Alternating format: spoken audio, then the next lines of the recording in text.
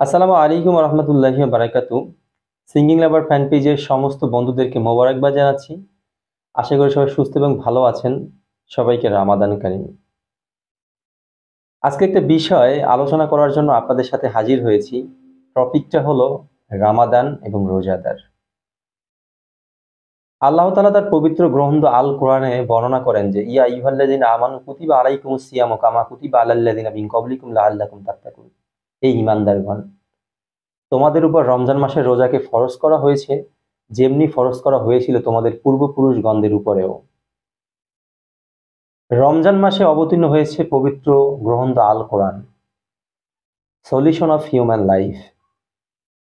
বা আরো অনেক ধরনের বড় বড় ধরনের অলৌকিক কিছু ঘটনা এই রমজান মাসে অনুষ্ঠিত হয়েছে। এবং শবে কদর হাজার মাসের চেয়ে উত্তম। একটা মানুষের জীবনে একটা কদর যদি চলে আসে, শবে কদর, লাইলাতুল কদরে খায়রুম মিন আলফি শাহর। সো এই কদরের রাতকে ঘিরে মানুষের সমস্ত পিছনের গুনাহ কিন্তু মাফ করার একটা অপরচুনিটি এই রমজান মাসে। তাই রমজান মাসটা এতটা গুরুত্বপূর্ণ। আরো অনেক ধরনের জানা অজানা অনেকটা মানে হাদিস কোরআনে অনেক ধরনের বিবরণ এসেছে এই রমজানকে ঘিরে। আমরা যতটুকু জানি সেই বিষয়টা আলোচনা করতেছি। আর রোজাদারদের কেন আল্লাহ তাআলা এত ভালোবাসেন, আর রোজাদারদের পুরস্কার কেনই বা আল্লাহ তাআলা নিজ হাতে দিবেন। ভাই, আপনি একটা বিল্ডিং করবেন, বিল্ডিং এর কিন্তু ফাউন্ডেশনের উপর ডিপেন্ড করবে বিল্ডিং এর স্থায়িত্ব এবং বিল্ডিং এর ধারণ ক্ষমতা।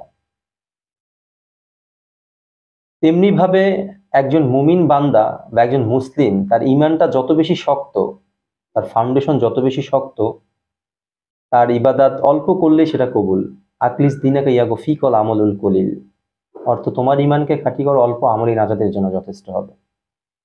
সো অল্প আমল যদি আপনার নাজাতের জন্য যথেষ্ট বানাইতে চান, সেক্ষেত্রে আপনার ঈমানকে মজবুত করতে হবে। আর এরা রোজার মাধ্যমে সেটা বহিঃপ্রকাশ ঘটে।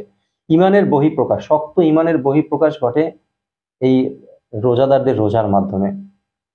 আপনি সুবে সাদেক সেহেরি করার পরে সূর্য অস্ত যাওয়ার আগ পর্যন্ত পানাহার থেকে বিরত থাকবেন। লোকজন দেখবে আল্লাহ কি হয় না হয়।